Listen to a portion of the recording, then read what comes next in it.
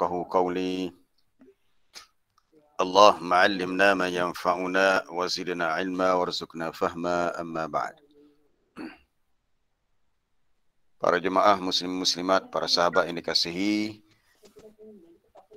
Jadi untuk hari ini, hari Ahad 4 Julai 2021 Masihi bersamaan 23 Zulkaidah 1442, kita masuk surah yang lain lah, surah yang seterusnya, surah Al-Mulk, surah yang ke-67. Itu surah yang pertama dalam juzuk yang ke-29. Jadi untuk hari ini kita akan ambil 2 ayat saja untuk permulaannya. Jadi kita lihat pertamanya tentang fadilat kelebihan surah ini. Ada hadis yang diriwayatkan oleh Imam Ahmad dalam musnadnya daripada Abi Hurairah radhiyallahu anhu. Katanya Nabi SAW bersabda, "Inna suratan fil Quran 30 ayah syafa'at li sahibiha hatta ghufira lah. Tabarakalladzi biyadihil mulk." Sesungguhnya terdapat sebuah surah di dalam Al-Quran yang berjumlah 30 ayat, mengandungi 30 ayat yang memberi syafaat, yakni pertolongan kepada pembacanya. Tapi secara tepatnya terjemahan ini bukan pembaca, li sahibiha. Sebab matan hadis tidak sebut syafaat li qari'iha, syafaat bagi pembacanya. Syafaat li sahibiha, syafaat bagi sesiapa yang menjadi temannya. Maksudnya sesiapa yang bersama dengan surah Al-Mulk dari sudut sentiasa membacanya, mempelajarinya, mana antara surah yang dilazimi untuk dibacanya sehingga dah diampunkan untuknya, dan surah itu adalah Tabarakalladzi biyadihil mulk. Hadis ini juga diriwayatkan Imam Tirmizi, katanya hadis yang hasan. Biasanya dalam masyarakat Melayu kita, surah Al-Mulk ataupun surah Tabarakalladzi ini di antara surah pilihan. Surah pilihan selain daripada surah Yasin, surah Sajadah, surah Al-Kahfi, antaranya surah Al-Mulk. Sebab surah ni tidak panjang sangatlah, 30 ayat sahaja, dan biasanya dalam situasi tertentu kita suka untuk membacanya. Apatah lagi surah ini ada kaitan dengan apa yang disebut sebagai Al-Munjiyah, yang boleh menyelamatkan, ataupun Al-Waqiyah yang boleh memelihara. Sebab ada riwayat lain, walaupun riwayat itu tidak kuat, menyebut bahawa surah ini dapat memelihara, menjaga pembacanya dan orang yang beramal dengannya daripada azab kubur. Ada riwayat lain, cuma riwayat itu tidak kuatlah. Kemudian dalam riwayat yang lain disebut oleh Imam At-Tabarani daripada Anas bin Malik radhiyallahu anhu, suratun fil Qur'ani khasamat an sahibiha hatta adkhalathu al-jannah. Ada sebuah surah dalam Quran yang mempertahankan akan sahib, temannya, maknanya akan menjaga orang yang sentiasa bersama dengannya sehinggalah orang itu dimasukkannya dalam syurga, iaitu surah Tabarakalladzi biyadihil mulk. Baik, apa maksud al-mulku? Al-mulku maknanya kerajaan, kekuasaan. Surah ni nak menyatakan tentang segala kuasa dan kerajaan dunia, di dunia dan di akhirat nanti, di langit, di bumi, adalah milik Allah secara mutlak. Milik Allah secara mutlak. Segala kekuasaan dari sudut penciptaan, mematikan, menghidupkan, memberi rezeki, semuanya adalah milik Allah. Baik, kita baca dulu untuk ayat pertama, ayat kedua. A'udzu billahi minasyaitonir rajim. Bismillahirrahmanirrahim. Tabarakalladzi biyadihil mulku wa huwa ala kulli syai'in qadir. Allazi khalaqal mauta wal hayata liyabluwakum ayyukum ahsanu amala. Wa huwal azizul ghafur.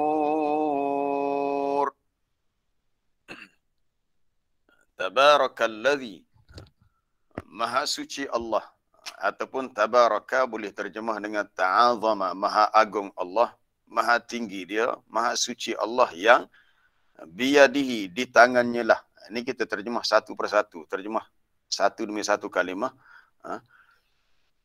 Yang di tangannya lah segala kekuasaan, wahwa, dan dia, ala, di atas, kulli, setiap, syai'in, sesuatu itu, qadirun, berkuasa. Allazi, dialah yang khalaqa, menciptakan, al-mauta, kematian, wal hayata, dan juga kehidupan, liyabluwakum, untuk dia uji kamu, li, untuk yablu, uji, kum, kamu, ayyukum, siapakah di antara kamu yang ahsanu, lebih baik, amalan, dari sudut amalannya, wahwa, dan dialah al-aziz, yang bersifat maha perkasa, maha kuat, al-ghafuru, maha pengampun. Tabaraka, maha suci, maha berkat. Allah yang di tangannya segala kekuasaan. Allah Ta'ala nak beritahu segala segala kekuasaan, segala kerajaan itu adalah miliknya. Di bawah miliknya, kepunyaan dia. Sama ada kekuasaan pemerintahan, langit, bumi, dunia, akhirat adalah miliknya.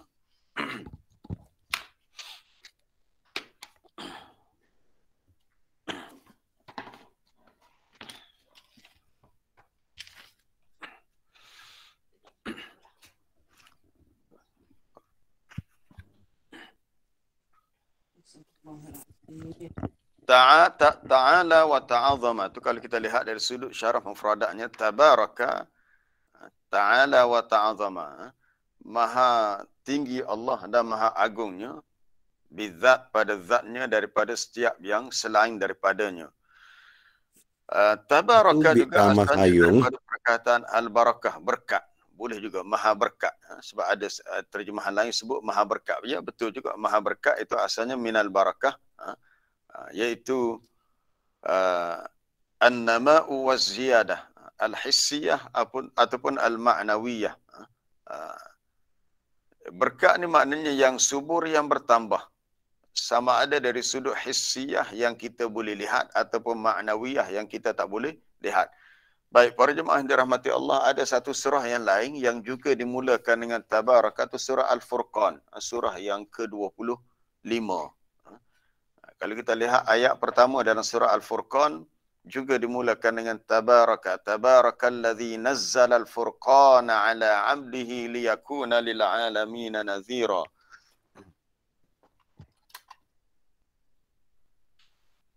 Jadi dimulakan juga dengan tabaraka, dan dalam ayat pertama itu disebut perkataan Al-Furqan yang menjadi nama bagi surah itu. Begitu juga ayat pertama surah Al-Mulk, iaitu dalam ayat pertama terdapat kalimah Al-Mulku. Ayat yang pertama, Al-Mulku. Di situlah menjadi nama bagi surah ini. Kerana ada kalimah Al-Mulk, iaitu merujuk kepada kekuasaan, kerajaan. Baik. Al-Mulku maknanya dialah Allah yang menjadi Al-Malik Al-Mutlaq, pemilik yang mutlak, secara mutlak, ataupun sahibus sultan al-mutafarridu, pemilik bagi segala kekuasaan yang hanya pada dia sahaja. Hanya pada dia sahaja. Mungkin kita biasa baca atau kita ingat kepada satu ayat dalam surah apa? Dalam surah Ali Imran. Dalam surah Ali Imran,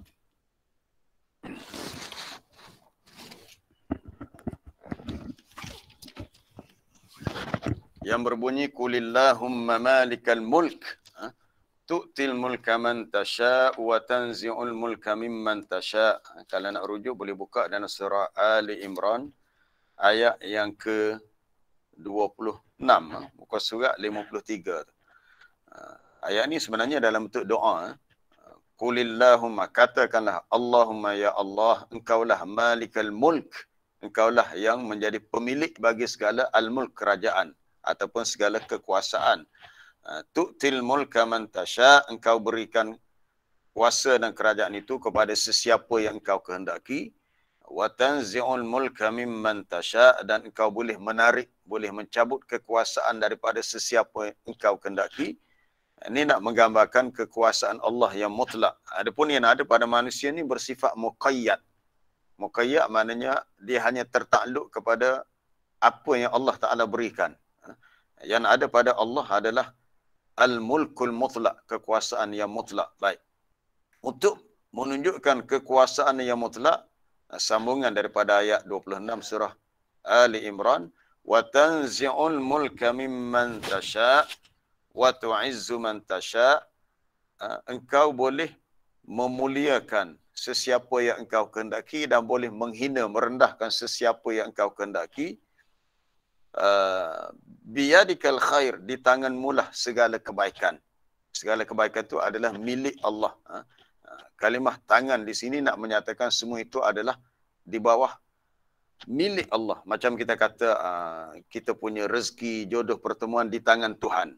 Maknanya semuanya adalah kepunyaan Allah, daripadanya di bawah kekuasaannya. Kita sebagai hambanya, kita menerima segala yang Allah Ta'ala tentukan dan bersangka baik dengan apa yang dia tentukan. Jadi kuasa yang mutlak adalah milik Allah. Maka diperincikan dalam tafsir kuasa yang mutlak. Baik. Allah Ta'ala nak mengagungkan zatnya bagi tujuan untuk lit-ta'lim wal irsyad, untuk dia mengajar dan memberi bimbingan kepada manusia, untuk beritahu bahawa dialah al-mutasarrifu fi jami'il makhluqat bima yasha'u. Dialah yang menguruskan atau dialah yang mentadbir, dialah yang mengendalikan semua makhluk ciptaannya dengan apa yang dia kehendaki. Iaitu dia memiliki al-qudratut tammah, at-tamul qudrah, kuasa yang sempurna bagi segala sesuatu. Bal huwa bitasarrufin, bahkan semua sesuatu itu dengan tasarruf, dia punya kendalian, urusan, dia semua yang kendalikan dalam kekuasaannya. Kaifa yuridu, sebagaimana yang dia kehendaki. Sama ada min i'zazin wa idlal, min i'zazin wa idlalin, nak memberi kemuliaan atau nak memberi kehinaan. Kita dah baca dalam ayat 26 surah Ali Imran. Sama ada wa raf'in wa wad'in, nak meninggikan kedudukan seseorang atau nak merendahkannya. Sama ada in'am wa intiqam, nak memberi nikmat atau memberi azab siksaan. Itu dengan sifatnya maha adil, kerana Allah Ta'ala tidak mengazab manusia kecuali ada sebab. Sama ada i'ta' wa man'in, nak memberi atau tidak memberi. Dan dia la yus'alu amma yaf'al, dia tidak akan dipersoal. Kita tak boleh nak persoal Allah Ta'ala tentang apa yang dia lakukan, sebab dia memiliki kuasa secara mutlak. Berbeza dengan manusia yang berkuasa, jika mereka bertindak tak betul, tak kena, kita boleh persoal. Kenapa kita punya ketua, kita punya pemerintah kita buat begitu, manusia boleh dipersoal. Tetapi Allah Ta'ala la yus'alu amma yaf'al wa hum yus'alun. Dia tak boleh dipersoal, tak boleh ditanya tentang apa yang dia lakukan, tetapi manusialah yang akan dipersoal. Kerana Allah Ta'ala memiliki kuasa yang mutlak, dialah yang menjadi Rabbul Alamin, pemilik bagi alam ini. Kemudian ayat ini menunjukkan kepada 3 perkara, kata Dr. Wahbah Zuhaili dalam tafsiran ayat ini. Tadullul ayat ala umur salasah. Pertamanya, anna Allah Ta'ala wa ta'azama an kulli ma siwahu minal makhlukat. Allah Ta'ala itu dia maha tinggi. Ta'ala maknanya maha tinggi. Ini sifat yang lazim bagi Allah. Bila kita sebut nama Allah, kita kata Allah Subhanahu wa Ta'ala. Allah yang maha suci lagi maha tinggi. Atau kita sebut Allah Azza wa Jalla. Allah yang memiliki azza, kemuliaan dan keagungan. Azza wa Jalla. Ta'ala Subhanahu wa Ta'ala. Allah itu maha tinggi dan maha agung daripada segala yang selainnya dari kalangan makhluknya. Tak boleh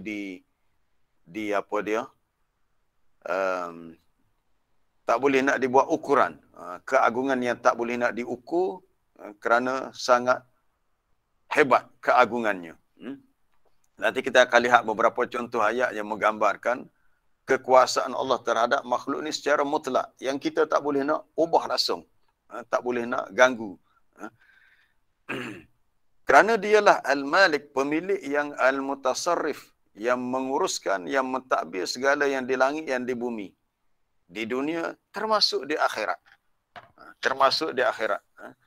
Kita ambil contoh dalam bab, dialah yarzuku man yasha wa yabsutu. Dialah yang memberi rezeki dengan dilapangkan rezeki, dan dia jugalah yang wayaqdir, yang boleh menyempitkan rezeki bagi sesiapa yang dia kehendaki. Kita disuruh bekerja, berusaha mencari rezeki.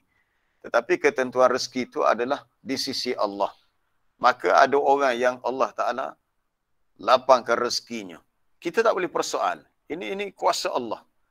Kita tak boleh persoal. Kita kenapa orang tu kaya, aku tidaklah kaya macam dia. Allah Ta'ala dah beritahu dalam Quran, nahnu qasamna bainahum ma'isyatahum. Allah Ta'ala bertanya dalam Quran, ahum yaqsimuna rahmata rabbik. Adakah mereka yang membahagikan rahmat Tuhanmu? Rahmat Allah ni di bawah kekuasaannya untuk dia agihkan. Dia nak bagi kepada siapa. Tapi secara umum rahmat Allah ni meliputi semua makhluknya. Itu ayat tu dalam surah Az-Zukhruf. Kalau nak rujuk dalam surah Az-Zukhruf, ayat yang keberapa? Ayat ke-22. Ahum yaqsimuna rahmata rabbik. Adakah mereka yang membahagikan rahmat Tuhanmu? Nahnu qasamna bainahum. Kamilah yang membahagikan di antara mereka ma'isyatahum fil hayatid dunya. Kehidupan mereka semasa hidup di dunia. Maksud kehidupan ialah hidup seseorang tu ada yang rezekinya banyak, ada yang sedikit, ada sederhana, ada yang hidupnya senang lenang, ada hidupnya banyak diuji dengan pelbagai kesusahan. Itu ketentuan Allah yang bila kita melaluinya, dua sahaja, kita sebagai hamba-Nya dua sahaja. Bila kita dapat nikmat kesenangan, kita sedar ini adalah daripada Allah dengan kekuasaan yang mutlak, maka kita bersyukur. Bila kita diuji dengan kesusahan, kita sedar ini adalah daripada Allah dengan kekuasaan yang mutlak, maka kita sabar. Tapi kita tidak boleh keluar daripada hukum Allah yang disebut sebagai syariat Allah dan sunnatullah. Syariat Allah, hukum hakam Allah dalam agamanya, dan juga sunnahnya, ketentuan Allah terhadap makhluknya. Contohnya, apabila Allah Ta'ala menentukan kita sakit, maka dari segi sunnatullahnya kita kena berikhtiar mencari obat untuk untuk kesembuhan, untuk sembuh daripada sakit. Kalau kita diuji dengan kesempitan rezeki, maka kita kena berusaha untuk mencari rezeki. Itu dari segi sunnatullah. Kemudian mencari rezeki dengan apa yang Allah Ta'ala tentukan dari segi cara yang halal, itu adalah syariatullah. Sebab kuasa yang mutlak adalah milik Allah. Dia yang menentukan. Jadi kita kena akur. Itu dalam bab rezeki. Sama juga dalam bab dialah yuhyi wa yumit. Di bawah kekuasaan Allah, dialah yang menghidupkan. Dia jugalah yang mematikan. Dia yang menghidupkan, maksud daripada makhluk tu asalnya tiada, Allah Ta'ala ciptakan menjadi ada. Semua makhluk. Manusia, binatang, bahkan malaikat, apa dia lagi, jin. Asalnya makhluk ni tidak ada. Asalnya bermula dengan tiada. Apabila Allah Ta'ala ciptakan ada, maka setiap makhluk itu telah Allah Ta'ala tentukan. Cuma kalau kita nak fikir dengan logik akal, kita katakan baik kalau akal kita mengatakan, kan lebih baik kalau Allah Ta'ala jadikan semua manusia ni orang yang baik, orang yang beriman, orang yang soleh. Kita mengatakan kekuasaan Allah yang mutlak, jika dia menghendaki begitu, dia boleh. Walau syaa rabbuka la amana man fil ardi kulluhum jami'a. Ayat 99 surah Yunus. Jika Tuhan kamu menghendaki, dia boleh jadikan semua manusia di atas muka bumi ini beriman. Jika Allah Ta'ala kehendaki. Tatukrihun nas hatta yakunu mu'minin. Adakah engkau ya Muhammad mahu memaksa manusia sehingga mereka menjadi beriman? Jadi kuasa untuk beri petunjuk pada manusia bukan ada pada Nabi Muhammad sallallahu alaihi wasallam. Nabi Muhammad hanyalah tugasnya berdakwah, menyampaikan nasihat agama, petunjuk daripada Allah. Hidayah yang dalam bentuk hidayah taufik adalah milik Allah. Adalah milik Allah. Kita kena ingat, Allah Ta'ala itu dia boleh yudillu man yasha wa yahdi man yasha. Dia boleh menyesatkan sesiapa yang dia kendaki dengan kuasanya yang mutlak. Ni kita nak bincang tentang kuasa Allah. Dan dengan kuasanya yang mutlak, Allah tak boleh, Allah Subhanahu Wa Ta'ala boleh memberi petunjuk. Dalam bab hidayah, dalam bab menyesatkan, Allah Ta'ala memberi hidayah, memberi kesesatan dengan sifatnya yang maha adil. Kerana Allah Ta'ala telah beri kepada manusia akal. Allah Ta'ala telah jadikan manusia ini boleh mendengar, boleh melihat, diturunkan kitab, diutuskan Rasul. Semua itu untuk diuji. Inna khalaqnal insana min nutfatin amsyajin nabtali. Nanti ujian itu kita akan lihat dalam ayat kedua. Kami telah ciptakan manusia daripada nutfah air benih yang bercampur. Kami hendak mengujinya. Tapi untuk disempurnakan ujian, maka kami jadikan manusia itu bersifat sami'an basira, boleh mendengar, boleh melihat. Tidak cukup itu, inna hadainahus sabil, kami telah tunjukkan jalan. Jalan hidayah, jalan petunjuk. Maka manusia memilih imma syakiran wa imma kafura. Sama ada dia mahu menjadi orang yang bersyukur ataupun orang yang kufur. Jadi pilihan itu di tangan manusia. Tetapi secara mutlak, hidayah dan kesesatan itu adalah milik Allah. Di bawah al-mulkul mutlak, kuasanya yang mutlak. Itu yudillu man yasha'u wa yahdi man yasha'. Dia boleh menyesatkan sesiapa yang dia kendaki dan dia boleh memberi petunjuk. Cuma ayat ini literal. Kita tak boleh kata, dia tu sesat dah, tu tentu dah dia sesat. Bukan begitu. Semua manusia, semua makhluk telah Allah Ta'ala beri hidayah. Kita kena faham. Ini supaya tidak timbul salah faham, lalu kita menganggap Allah Ta'ala itu tidak adil. Ini anggapan yang salah. Kita kata, siapa dia tu? Dia lahir dalam keluarga bukan Islam. Kesian dia. Dengan sebab lahir dalam keluarga bukan Islam, dia membesar tidak ikut ajaran Islam, akhirnya dia mati tidak Islam, dia masuk neraka.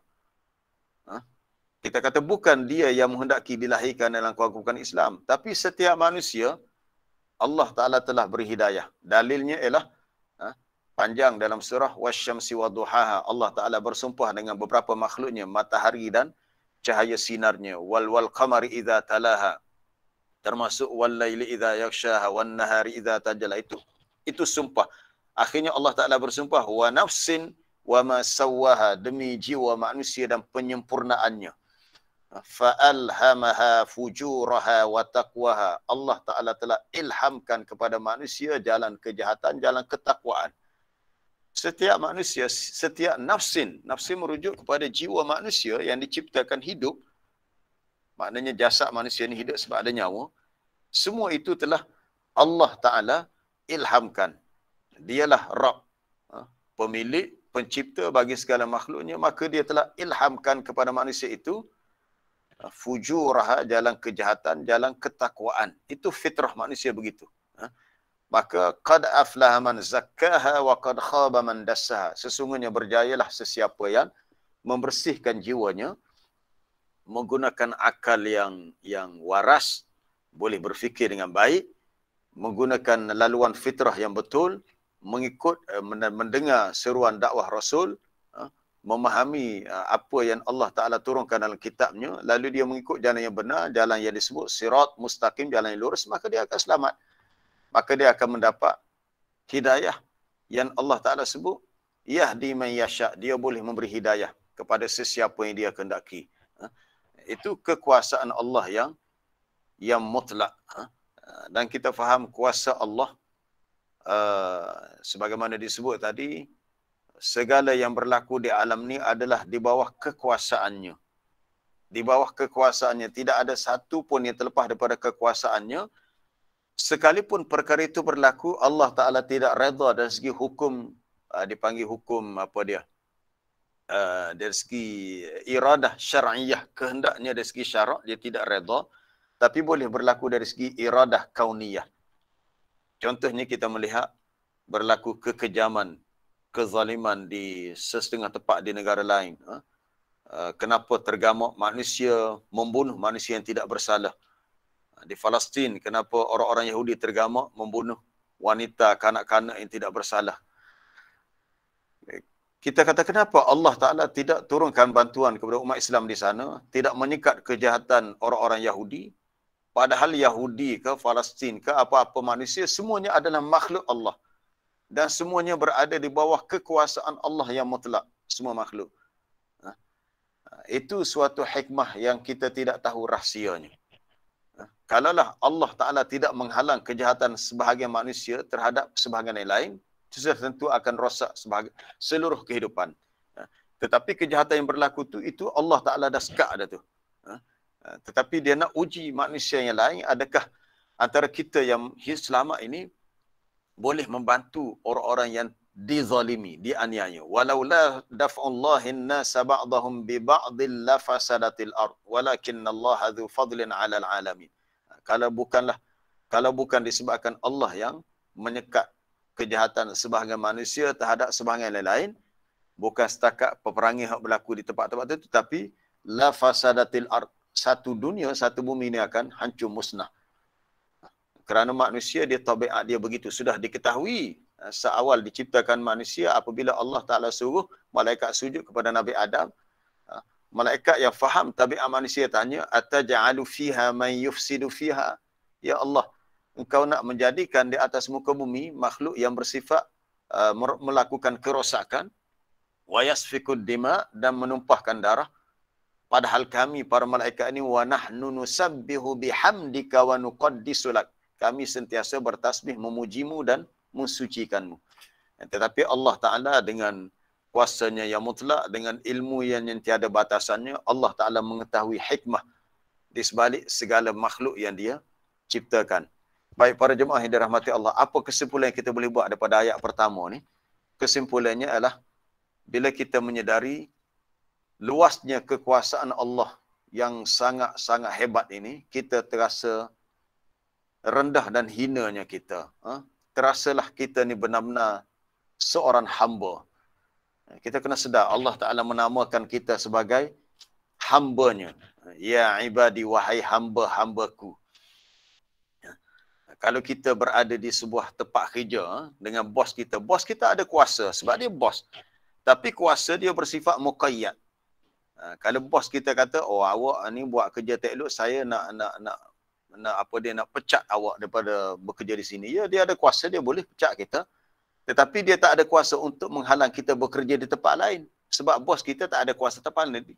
Dia hanya berkuasa di tempat dia lah. Tempat kita bekerja asal tu. Tempat lain dia tak ada kuasa. Sebab dia kuasanya hanya bersifat muqayyad. Allah Ta'ala kuasanya bersifat mutlak. Kita tak boleh lari daripada kekuasaan Allah. Kemana kita nak lari?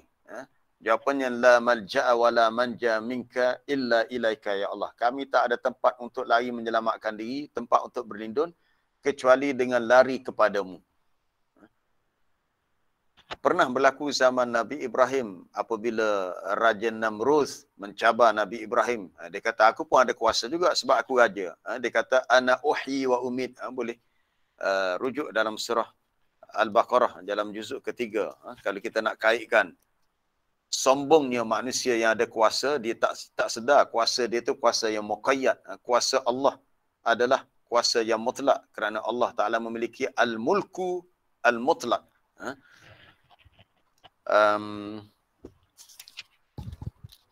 Ayat yang ke 258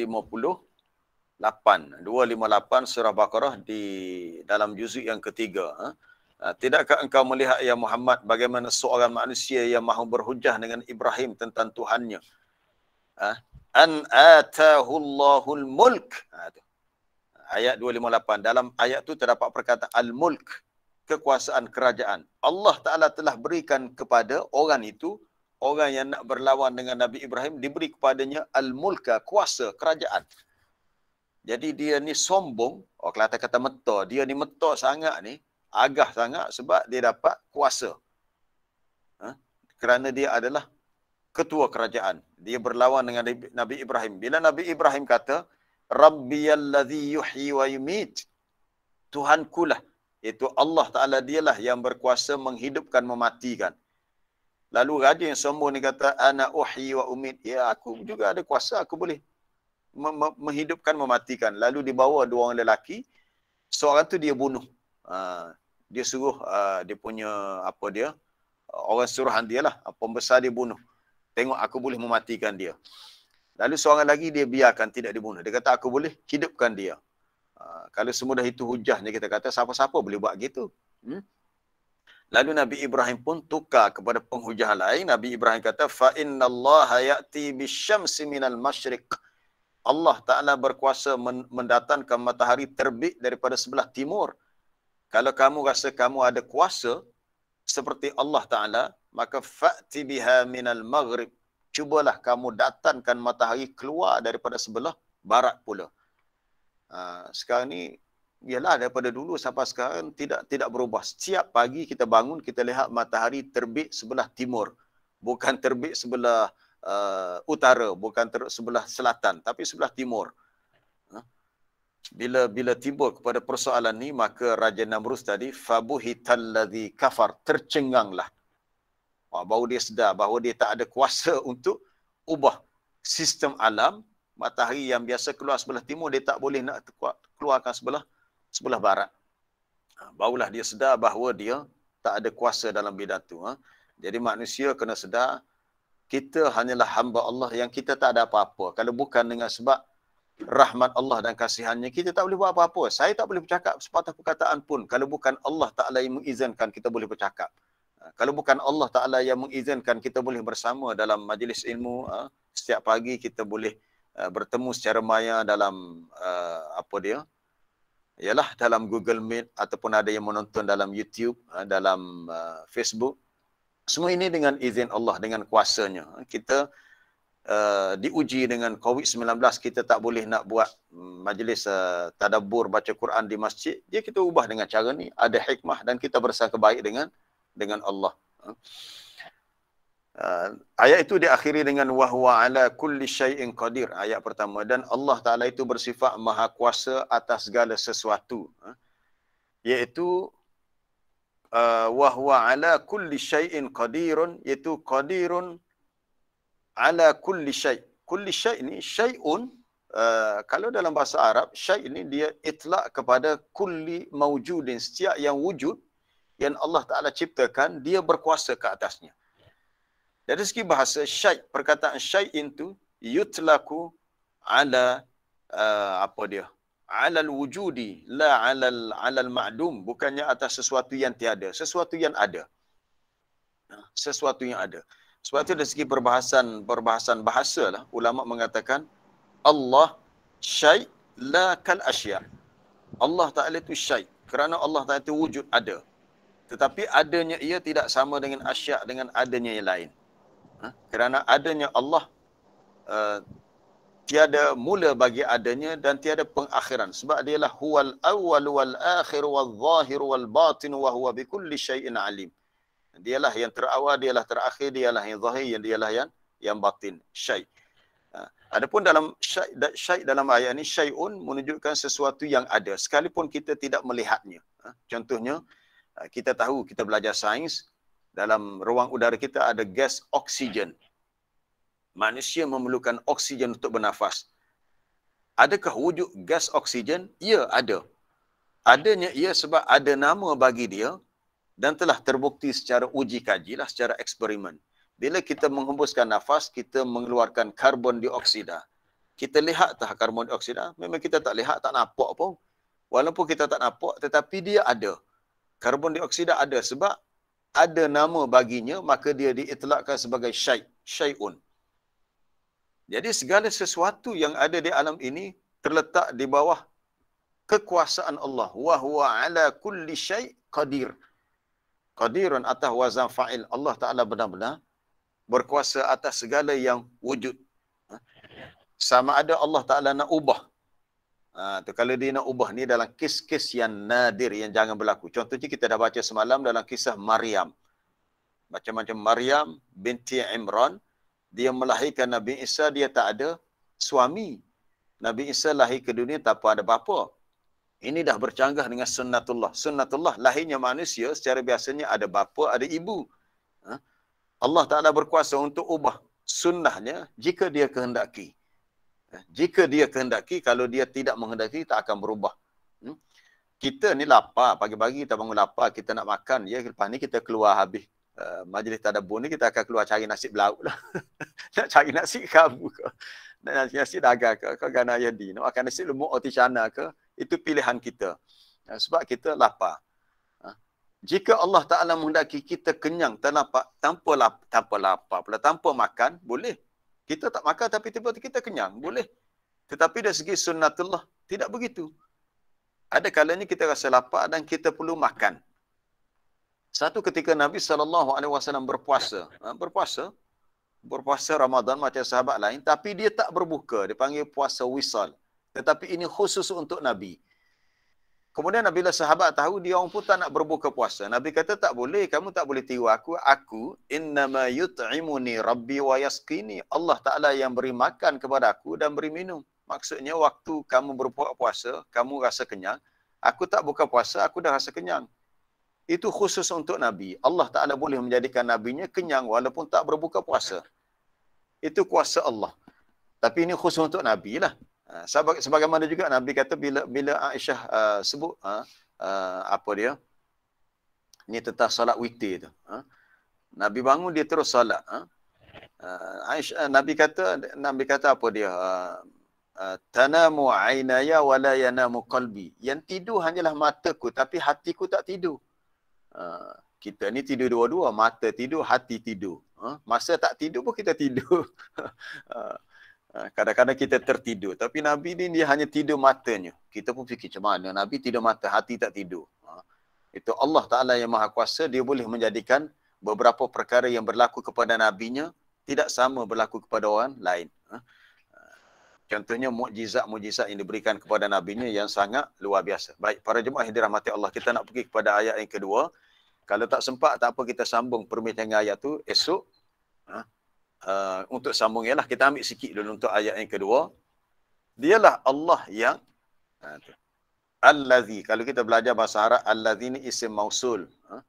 Isim mausul. Tadi dah disebut Tabarakalladzi, mana Tabarakallah Allazi. Walaupun tak disebut Allah sebagai mausuf bagi sifat Tabaraka, tetapi dah difahami dengan adanya isim mausul pada Allazi. Kemudian ayat yang kedua pun dimulakan dengan Allazi. Isim mausul juga merujuk kepada Allah, dialah yang, untuk menggambarkan dua perkara yang kita nak kaitkan antara ayat pertama ayat kedua. Al-mulku dengan qadirun, kudrah. Kekuasaan, kekerajaan dan kekuasaan nak dikaitkan dengan soal penciptaan. Allah Ta'ala dialah yang khalik, pencipta. Dalam banyak-banyak makhluk yang diciptakan, yang nak diberi perhatian dalam ayat kedua tentang penciptaan mati dan hidup. Allazi khalaqal mauta wal hayata. Dialah yang menciptakan kematian dan kehidupan. Baik. Di sini kita nak tadabbur, kenapa Allah Ta'ala sebut mati dulu, bukan hidup dulu? Orang Kelantan dia tak cakap kenapa, bakpo. Bakpo tu yang sebut mati dulu, bukan sebut hidup dulu. Cuba fikir. Macam mana kita nak cari jawapan? Ada siapa nak cuba jawab? Kenapa dalam ayat kedua Allah Ta'ala sebut al-mauta dahulu, bukannya al-hayata? Ramai kita hari ni 195. Siapa nak cuba jawab? Assalamualaikum Ustaz. Ya, salam ya.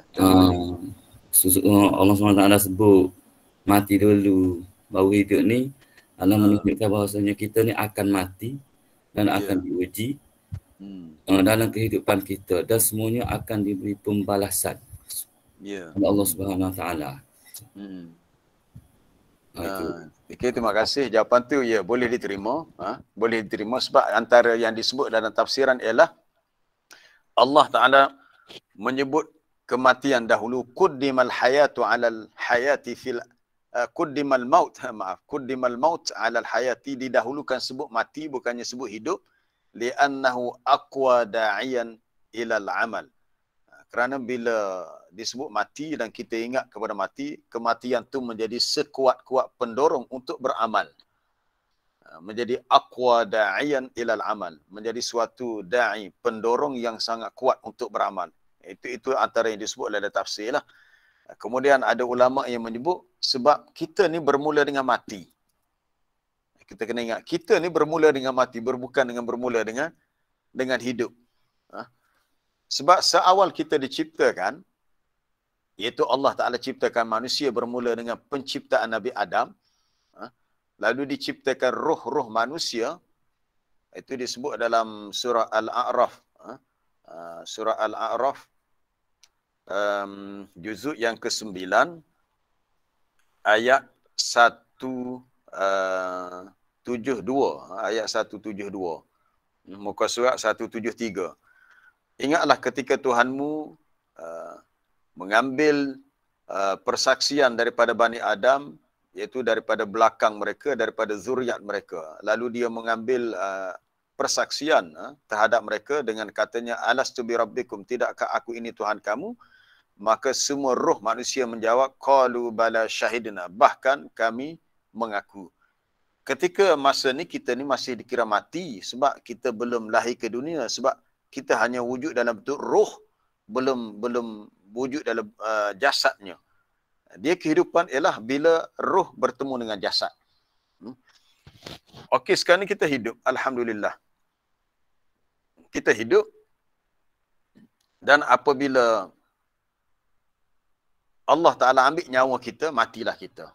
Jadi wujudnya kehidupan, kematian. Allah Ta'ala jadi adanya hidup dengan sebab adanya roh yang menyebabkan sesuatu itu hidup. Jadi makhluk yang ada di sekeliling kita ni, ada yang mati, ada yang hidup. Jadi kita ni bermula dengan mati. Satu lagi ayat yang boleh dirujuk dalam surah Ghafir. Surah Ghafir ni selepas surah Az-Zumar, surah yang ke-40. Dia dalam tadabbur ni kita kena rajin semak banyak ayat. Ada paparan yang Ustaz Rushdan bawa, alhamdulillah, iaitu ayat 172 dalam surah Al-A'raf. Kemudian surah Ghafir, muka surat 468. Muka surat 648, ayat yang ke-11. Ayat yang ke-11. Surah Ghafir 468. Pada ayat yang ke-11. Yang berbunyi, qalu rabbana amattana snataini wa ahyaitana snatain. Mereka ini orang-orang kafir dalam neraka berkata, wahai Tuhan kami, engkau telah menjadikan kami berkeadaan mati isnataini, 2 kali. Orang kafir yang duduk dalam neraka mengaku mereka dimatikan 2 kali, dan kata mereka, wa ahyaitana snataini, engkau ya Allah telah menghidupkan kami 2 kali. Lalu kata mereka, fa'tarafna bizunubina, kami mengakui akan dosa-dosa kami, fahal ila khurujin min sabil, adakah terdapat jalan untuk kami keluar daripada neraka? Jadi mereka mengakui mereka ni asalnya mati 2 kali, hidup 2 kali. Boleh faham ke mati 2 kali itu? Kita ni berasal dengan mati. Itu peringkat pertama. Sekarang ni kita hidup di alam dunia, peringkat kedua. Lepas ni kita mati, kita berada di alam kubur, di alam barzah, peringkat yang ketiga. Akhir sekali peringkat yang keempat, kita akan hidup, kita berada di alam akhirat. Lepas tu tak ada dah. Tak ada dah. Jadi kita bermula dengan mati, sekarang ni kita berada pada peringkat yang kedua, kita hidup di alam dunia, lepas ni kita mati, kita masuk ke kubur, alam barzah. Peringkat yang akhir, yang keempat, alam akhirat, kita hidup selama-lamanya untuk di sanalah. Panjang pula cerita di akhirat sana, daripada mahsyar, sirat, mizan sebagainya, dan manusia punya final destination. Bahasa Inggeris pula dah. Dia punya final destination, destinasi terakhir dia adalah sama ada ke syurga atau ke neraka. 2 sahaja. Imma ilal jannah wa imma ilal nar. Fariqun fil jannati wa fariqun fis sa'ir. Jadi ayat ke-11 ni kita boleh ambil syahid, dia punya fokusnya kepada kalimah engkau mematikan kami 2 kali, hidup 2 kali. Jadi mati 2 kali, hidup 2 kali. Sekarang ni kita ni hidup. Allah Ta'ala ciptakan mati, hidup. Tujuannya untuk diuji. Sebelum kita melihat tujuan kita diuji, ujian tu untuk apa? Untuk diuji siapa yang paling baik amalan. Baik. Sebenarnya kalau kita fikir, semua makhluk ini kita tahu, semua makhluk ini bertasbih memuji Allah. Tusabbihu lahus samawatus sab'u wal ardu wa man fihinna. Langit, bumi bertasbih dan segala yang ada di langit dan bumi bertasbih memuji Allah. Maknanya mereka ni hidup. Kalau mati macam mana mereka nak tasbih? Di sisi Allah Ta'ala mereka hidup. Tapi hidup bukan hidup macam ada nyawa macam kita lah.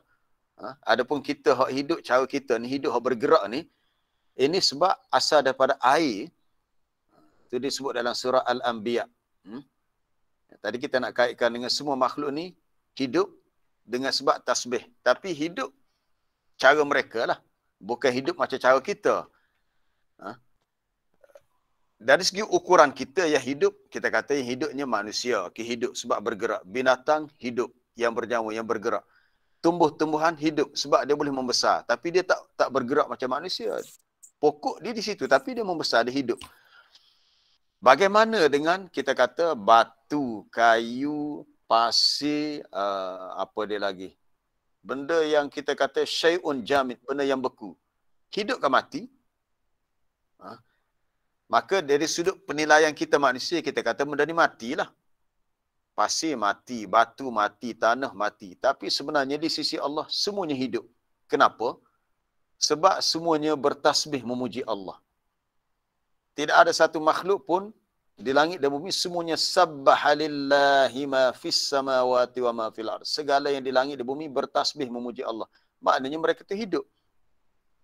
Cuma nisbah perbincangan kita dalam ayat ni, mati hidup ni dalam konteks makhluk yang bernyawa. Adapun tanah pasir tu dia tidak ada nyawa. Maka dari sudut pandangan manusia, maka dia dianggap mati. Walaupun di sisi Allah dia hidup dengan cara dia bertasbih. Payah kan nak faham tu? Ginilah, gini. Saya buat contoh gini. Di zaman Nabi pernah satu ketika Nabi SAW nak tukar dia punya mihrab dia. Ada dalam hadis Sahih Bukhari. Nabi nak tukar mihrab, maka dia punya tiang tepi mihrab yang dibuat dengan batang pokok kurma. Batang pokok kurma yang telah ditebang. Nabi nak alihkan lah sebab nak tinggikan mihrab tu. Dia punya tangga tu nak ditinggikan.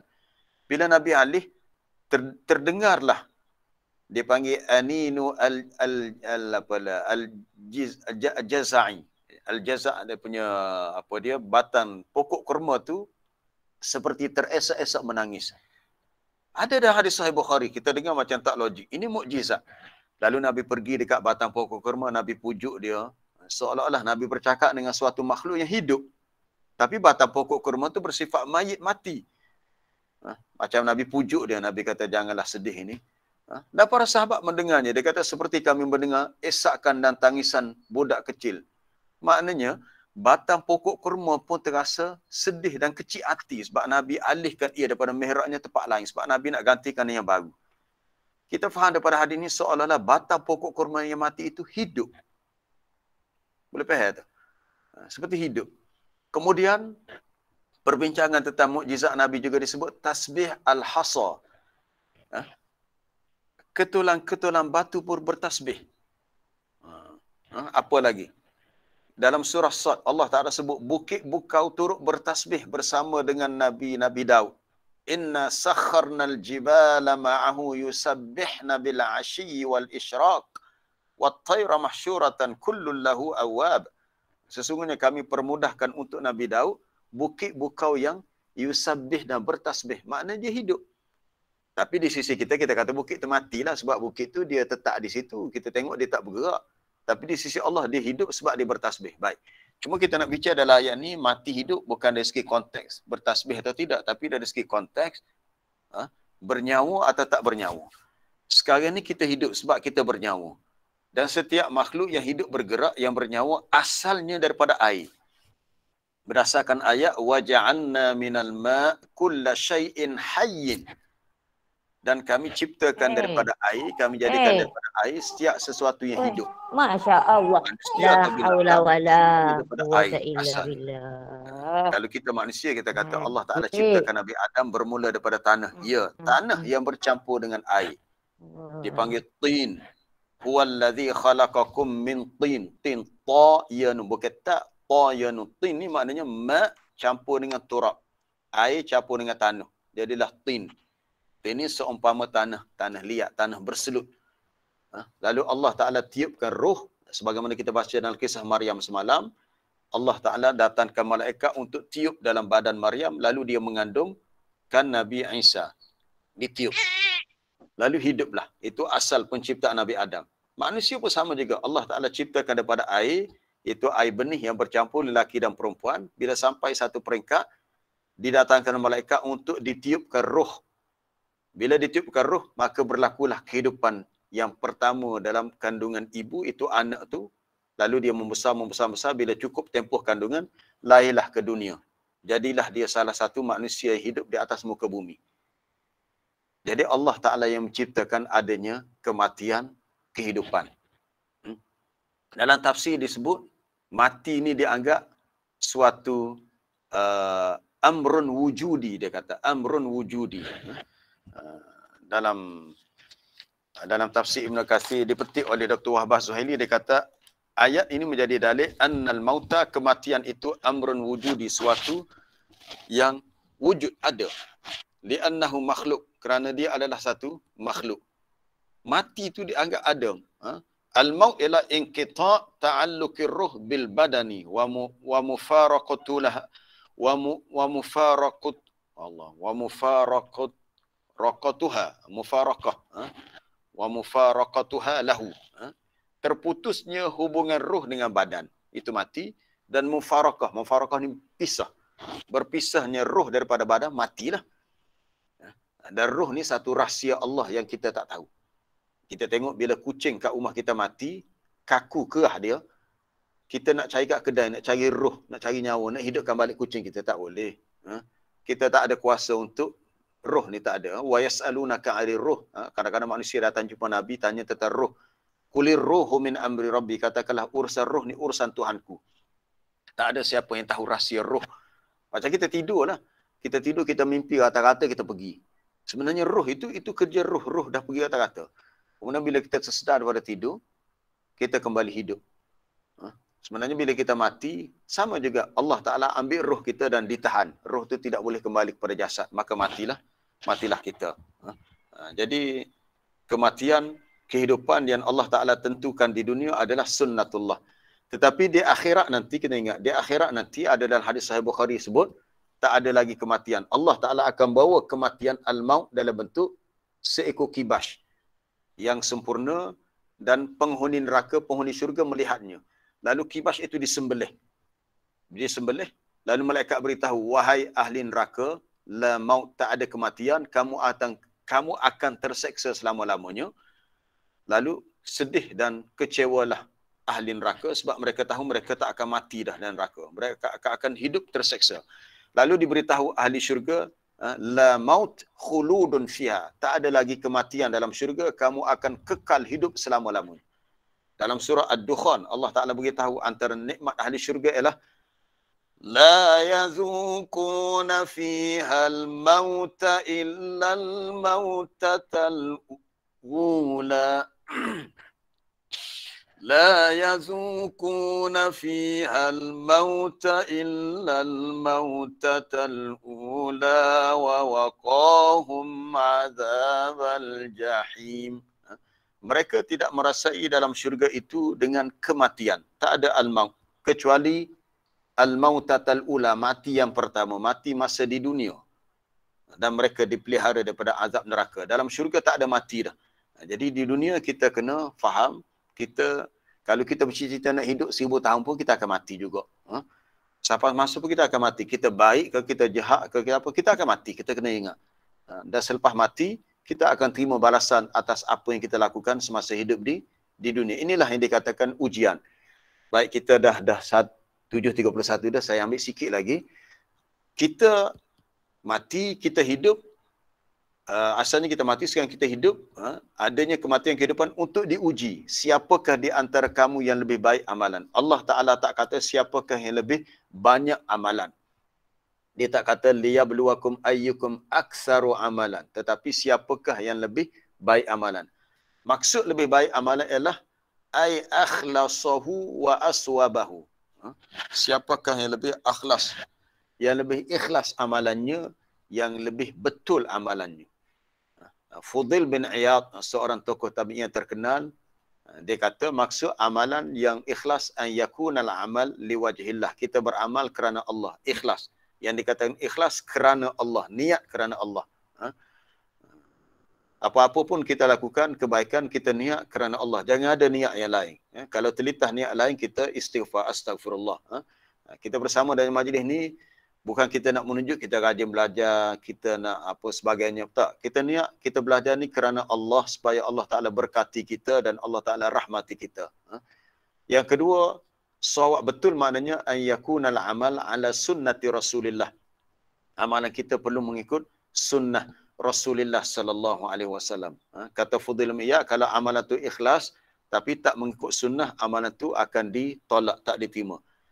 Tapi kalau amalan tu dah ikut sunnah, tetapi tu dah ikhlas, dah ikut sunnah. Betul dah cara solat tu daripada takbiratul ihram, semua dah ikut sunnah. Apa yang Nabi ajar, apa bacaan masa rokoknya, sujudnya, tahiyatnya. Tapi tidak ikhlas, niatnya untuk menunjuk-nunjuk, riak contohnya, pun tidak diterima. Jadi untuk menjadikan amalan kita diterima, perlu ada dua syarat. Ikhlasul amal lillah. Yang kedua, an yakunal amal ala sunnati Rasulillah. Amalan itu mengikut sunnah Rasulullah sallallahu alaihi wasallam. Jadi bila dah cukup dua ni, maka amalan itu diterima. Itulah amalan yang paling baik. Bukan diukur dari sudut kuantiti amalan itu banyak.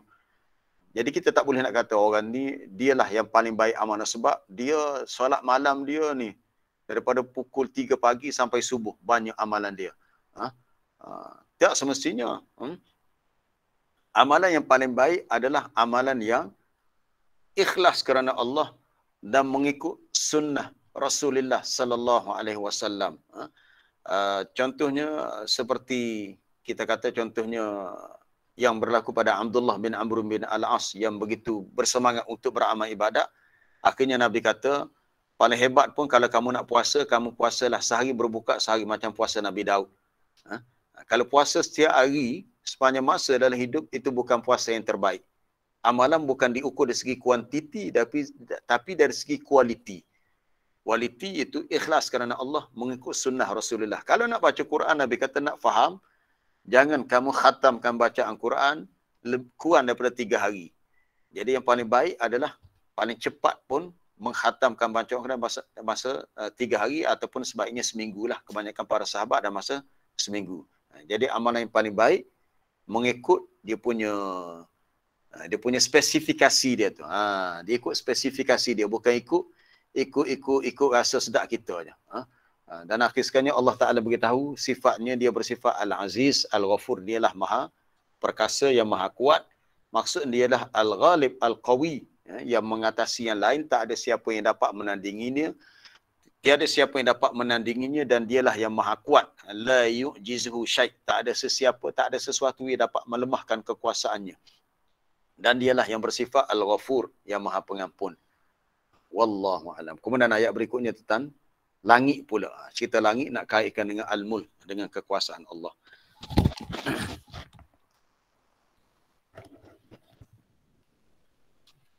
Baik, ada soalan lisan ke? Assalamualaikum Ustaz. Ya, salam. Soalan berkaitan dengan manusia penciptaan manusia lah. Ustaz cerita tadi manusia berperang apa semua tu deh. Ya. Dalam surah Al-Baqarah Ustaz cerita tadi berkaitan dengan bila Allah berfirman, dia mengatakan yang akan menjadikan khalifah atas muka bumi ini. Ya. Jadi apa maksud khalifah tu Ustaz? Adakah khalifah tu mustaqbil? Sebab kalau kita tengok dalam ayat selepas tu, malaikat bertanya, kenapa Tuhan nak menciptakan makhluk yang melakukan kerosakan semua pada Allah? So adakah khalifah tu di situ maksudnya kita tafsirkan sebagai makhluk yang melakukan kerosakan tu? Sebab dalam ayat seterusnya pula setelah Tuhan perintahkan Adam keluar daripada syurga, okay, untuk mendiami bumi, Tuhan kata sebahagian kamu akan bermusuh dengan sebahagian yang lain. Betul. Jadi apa mesti boleh start perayaan maksud khalifah tu, bolehkah kita tafsirkan dengan kata-kata malaikat tadi? Okey, terima kasih. Soalan itu merujuk kepada ayat 30 dalam surah Baqarah. Itu bila pertama kali Allah Ta'ala ciptakan Nabi Adam, maka Allah Ta'ala beritahu para malaikat, inni ja'ilun fil ardi khalifah. Sesungguhnya aku jadikan di atas muka bumi ini ada khalifah. Dari segi lugah bahasa, khalifah ni mana pengganti. Pengganti. Daripada khalafa yakhallif, maknanya pengganti. Untuk menggantikan bagi pihak Allah, tujuannya nak memakmurkan kehidupan atas muka bumi dengan segala nikmat yang Allah Ta'ala lengkapkan. Di atas muka bumi Allah Ta'ala telah tentukan rezeki, air, makanan seawal diciptakan makhluk langit dan bumi. Itu boleh rujuk dalam surah Fussilat. Wa ja'ala fiha rawasiya min fawqiha. Allah Ta'ala jadikan di atas muka bumi ini ada bukit bukau. Wa qaddara fiha aqwataha fi arba'ati ayyam. Dan Allah Ta'ala telah tentukan untuk makanan. Aqwataha, makanan muka bumi ini dalam tempoh 4 hari. Rezeki atas muka bumi semua. Makanan, tumbuh-tumbuhan binatang untuk. Jadi kalau Allah Ta'ala lantik malaikat jadi khalifah, malaikat dia tak perlu pada makan dan minum. Maksud khalifah di sini secara khusus ialah Nabi Adam. Secara khusus. Jadi secara khusus Nabi Adam. Adapun sifat ni kalau kita lihat baca dalam, ada satu buku ditulis oleh seorang ahli tafsir daripada Jordan, nama Syekh Salah Abdul Fattah Al-Khalidi. Kisah dia, Syekh Salah Fattah sangat menarik tadabbur. Dia ambil ayat-ayat tentang kisah Nabi Adam. Macam mana malaikat boleh tahu ya Nabi Adam, keturunan manusia yang lahir daripada Nabi Adam ni boleh melakukan kerosakan atas muka bumi? Banyak kemungkinan ulama tafsir sebut mungkin sudah Allah Ta'ala beritahu sebelumnya, atau mungkin hasil pemerhatian malaikat tentang sifat-sifat fizikal yang ada pada Adam. Sifat fizikal itu tubuh badan daripada tanah, air, darah. Ni dia faham. Dia kata ni makhluk macam ni perangai dia suka balah, suka bermusuh, suka menimbulkan kacau bilau. Maka timbullah persoalan malaikat. Dia kata, ya Allah, adakah engkau menjadikan di atas muka bumi orang yang bersifat melakukan kerosakan, wa yasfikud dima, menumpahkan darah? Jadi persoalan itu timbul atas setengah pendapat ahli tafsir. Dia kata hasil pemerhatian malaikat. Dari sudut istilah yang masyhur dalam kalangan ulama tentang khalifah, ulama memberikan ta'rif khalifah ialah tugasnya iqamatuddin wa siyasatud dunya bih. Tugas khalifah menegakkan agama dan mengurus takbir dunia ini dengan agama.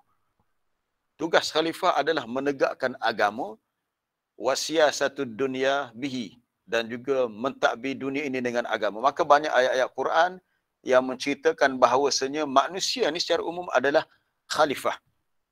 Antaranya ayat di akhir surah Al-An'am, huwallazi ja'alakum khalaifal ard wa rafa'a ba'dakum fawqa ba'din darajatin liyabluwakum fima atakum inna rabbaka sari'ul 'iqabi wa innahu laghafurur rahim.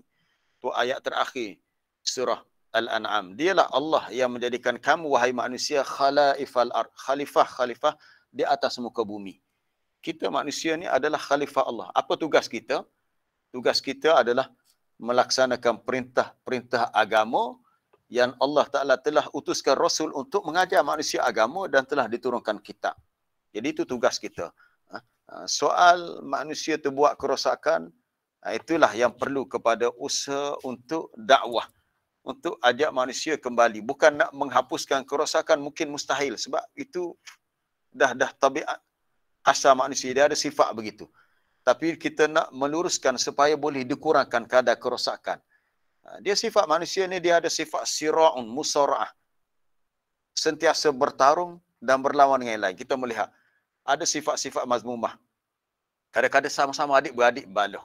Berlaku antara Nabi Yusuf dengan abang-abangnya, dengki kepada Yusuf. Berlaku antara Qabil dengan Habil, anak Nabi Adam.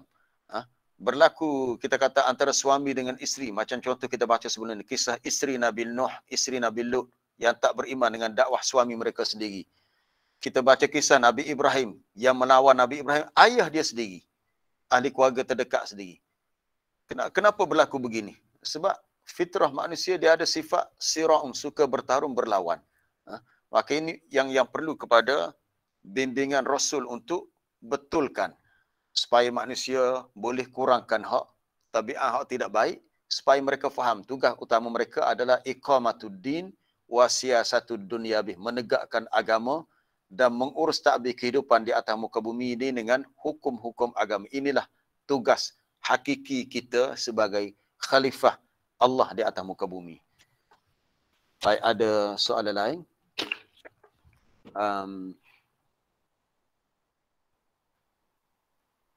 Assalamualaikum Ustaz. Ya, salam cikgu. Saya berkenaan dengan biadihi ni Ustaz ada. Ya. Dalam Quran ni banyak Ustaz ada biadihi dengan tangannya, kemudian dalam ada juga sebut tangan kanan Allah dah. Kemudian bi'ayunina wa wahyina. Ayat berkaitan gini ni Ustaz. Mana molek kena perlu takwil ke ataupun tak perlu takwil Ustaz? Dan adakah ianya termasuk dalam perkataan mutasyabihah? Wallahu a'lam. Ya. Apabila Allah Ta'ala sebut tentang di antara sifat-sifat khabariyah, sifat-sifat zatiyah, sifat zatnya, maka perlu kita lihat dari segi siyakul ayah, kedudukan ayat. Macam dalam ayat ni, kata Dr. Wahbah Zuhaili, ayat ni kalimah tangan tu mari dari segi majaz. Majaz maknanya sebab penceritaan asal bukan Allah Ta'ala suruh kita fikir tentang tangannya. Memang kalimah yad tu asalnya tangan. Tapi Allah Ta'ala nak beritahu di sini, segala al-mulku, kekuasaan kerajaan tu adalah miliknya. Dari sudut pemilikan. Itu dari sudut bahasa Arab. Maka dari sudut bahasa yad tu boleh dengan maksud pemilikan, boleh dengan maksud kuasa. Cuma dari segi perbezaan lah kalau kita belajar perbezaan pendapat antara salaf dengan khalaf. Salaf ni merujuk kepada generasi terawal dan terkemudian. Apabila ayat itu menceritakan tentang sifat-sifat zat bagi Allah yang kadang-kadang tidak dapat difahami dengan jelas, maka dia termasuk dalam kategori ayat mutasyabihat. Cuma dari segi perbezaan pendapat, kalau ulama salaf dia mengisbatkan sifat tangan bagi Allah dengan apa yang layak bagi Allah. Tak timbul soal berlakunya tasyabuh, menyamakan sifat Allah dengan makhluk. Kerana kaedahnya bila Allah Ta'ala sebut itu sifatnya, itu adalah sifat yang yaliku bihi, yang layak bagi dia. Yang tidaklah sama dengan sifat makhluk, kerana Allah Ta'ala itu laisa kamislihi syai', tak ada sesuatu yang menyamainya, setanding dengannya. Ataupun Allah Ta'ala itu walam yakul lahu kufuwan ahad. Cuma majoriti ulama terkemudian di kalangan khalaf, dia lebih selesa memilih untuk mentakwilkan. Maka keperluan takwil itu kita lihat kepada kedudukan ayat itu sendiri. Sebab di sisi ulama salaf dia kata takwil ini perlu kepada syarat. Ada syarat-syarat dia. Dan juga perlu dilihat adakah takwil itu membawa kepada sarful lafzi, dipalingkan lafaz. Sebab takwil itu dia ada tiga, ya, kita kena faham. Takwil itu ada tiga. Takwil dengan maksud tafsir. Takwil dengan maksud libayanil haqiqah, nak menjelaskan kedudukan asal apa di sebalik ayat tu. Dan takwil dengan maksud sarful lafzi, dipalingkan lafaz. Dialihkan lafaz daripada hak asal kepada yang lain. Hak tu yang ulama salaf tidak bersetuju dengannya jika membawa kepada sarful lafzi. Cuma dalam konteks ayat ni kita melihat secara keseluruhan menunjukkan kepada pemilikan. Maka didatangkan dengan tangan. Ya, dalam ayat-ayat lain kita lihat contoh dalam Bai'atul Ridwan, ketika para sahabat berbai'ah dengan Nabi apabila mendapat berita palsu mengatakan Utsman bin Affan dibunuh. Turunlah ayat. Bila para sahabat berbai'ah dengan Nabi, masing-masing letak tangan.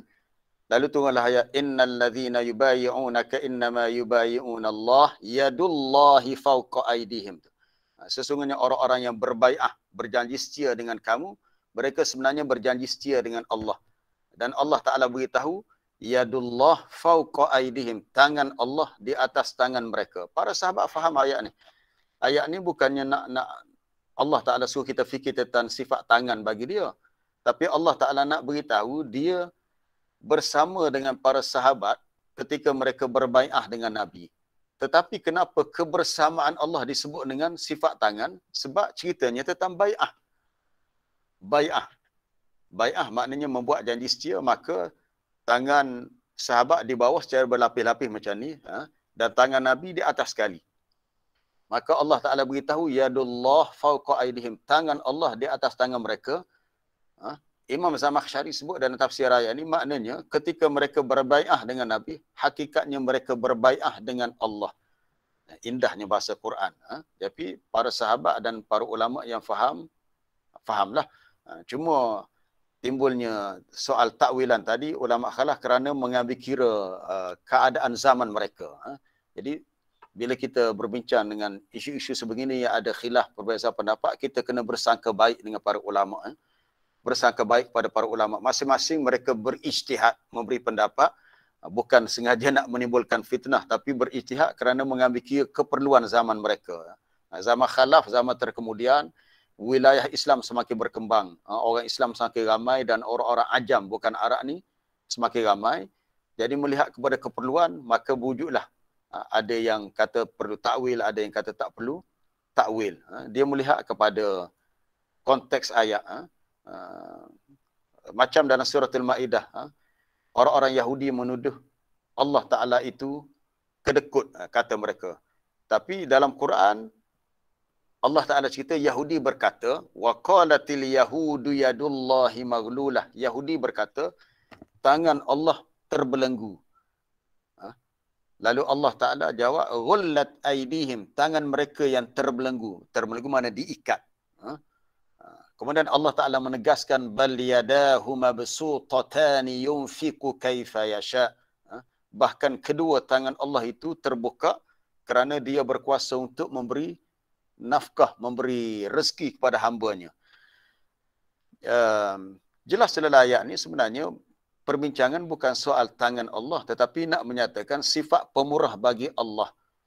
Bila Yahudi itu kata tangan Allah terbelenggu, mereka nak menuduh Allah Ta'ala itu kedekut, bakhil. Itu dari segi bahasa begitu. Sebab kita melihat ayat ni dengan ayat yang lain.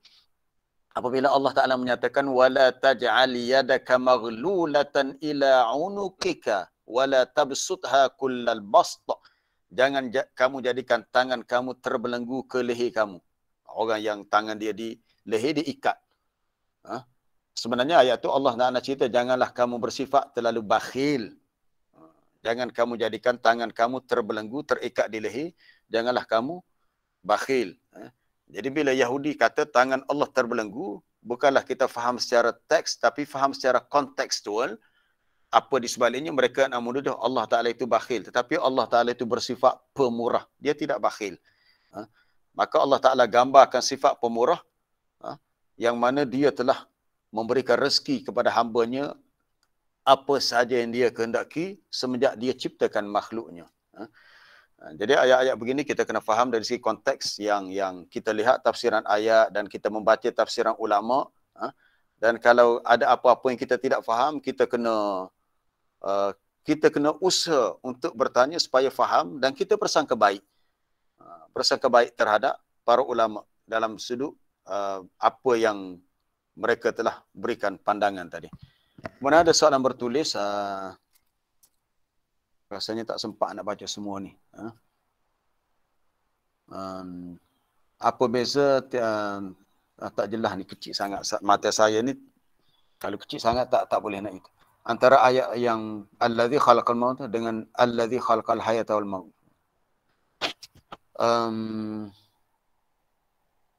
Ialah beza dari segi takdim takhir lah. Cuma dalam ayat tu dia sebut mati dulu, bukan hidup dulu. Bukannya sebut hidup dulu. Kemudian ada tak riwayat yang menambahkan dalam ucapan salam, Assalamualaikum warahmatullahi ta'ala. Setahu saya tak ada. Tak ada kalimah ta'ala dalam ucapan salam yang menambahkan ta'ala tu tak.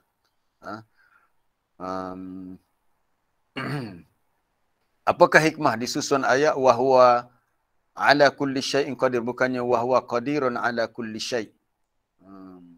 Dan dia berkuasa atas segala sesuatu, dan dia atas segala sesuatu berkuasa.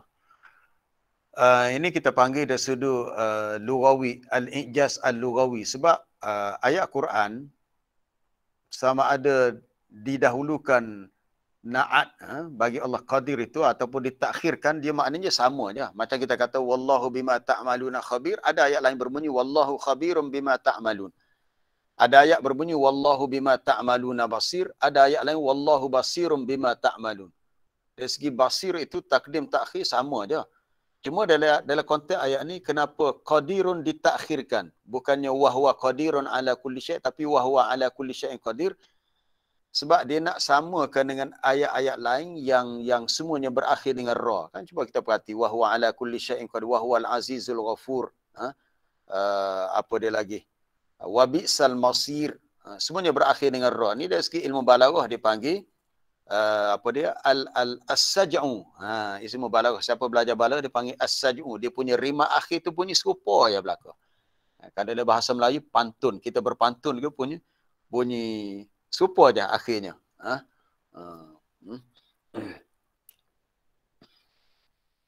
Begitulah dia punya hikmahnya adalah supaya keindahan bahasa Quran di sudut balaghah tu lebih terserlah.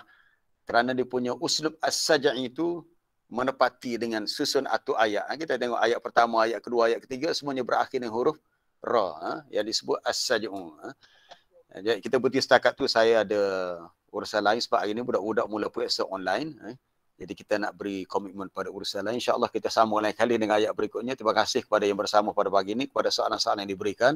InsyaAllah esoklah kita sambung balik. Subhanakallah bihamdika asyhadu an la ilaha illa anta astaghfiruka wa atubu ilaik. Wa sallallahu wa sallama ala nabiyyina Muhammad wa ala alihi wa sahbihi. Walhamdulillahi rabbil alamin. Assalamualaikum warahmatullahi taala wabarakatuh. Waalaikumsalam. Waalaikumsalam warahmatullahi wabarakatuh. Waalaikumsalam. Jazakallah. Waalaikumsalam.